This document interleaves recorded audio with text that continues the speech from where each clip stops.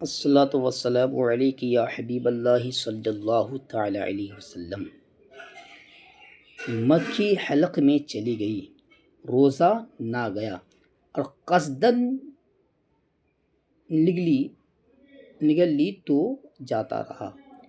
بھولے سے جمع کر رہا تھا، یاد آتے ہی الگ ہو گیا، یا صبح صادق سے بیشتر جمع میں مشغول تھا، صبح ہوتے ہی جدا ہو گیا، روزہ نہ گیا۔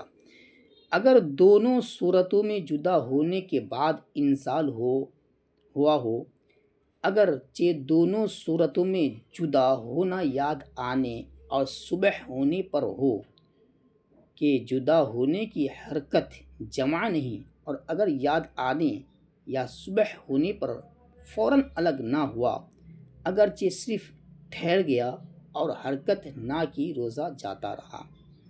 بھولے سے کھانا کھا رہا تھا، یاد آتے ہی فوراً لقمہ پھینک دیا، یا صبح صادق سے پہلے کھا رہا تھا اور صبح ہوتے ہی اگل دیا، روزہ نہ گیا، اور نگل لیا تو روزہ ان صورتوں میں جاتا رہا۔ عالمگیری احتلام ہوا یا غیبت کی تو روزہ نہ گیا۔ ہاں، اگرچہ غیبت بہت سخت کبیرہ ہے، قرآن مجید میں غیبت کرنے کی نسبت فرمایا جیسے اپنے مردہ بھائی کا گوشت کھانا، اور حدیث میں فرمایا غیبت زنا سے بھی سخت تر ہے۔ اگرچہ غیبت کی وجہ سے روزہ کی نورانیت جاتی رہتی ہے، جنابت یعنی غسل کی حالت میں صبح کی، بلکہ اگرچہ سارے دن جنوب رہا، روزہ نہ گیا، مگر اتنی دیر تک قصدن غسل نہ کرنا کہ نماز قضا ہو جائے، گناہ و حرام ہے۔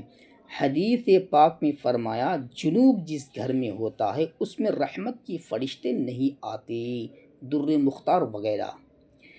تل یا تل کے برابر کوئی چیز چبائی اور تھوک کے ساتھ حلق سے اتر گئی تو روزہ نہ گیا، مگر جب کہ اس کا مزہ حلق میں محسوس ہوتا ہو تو روزہ جاتا رہا۔ فتح القدیر۔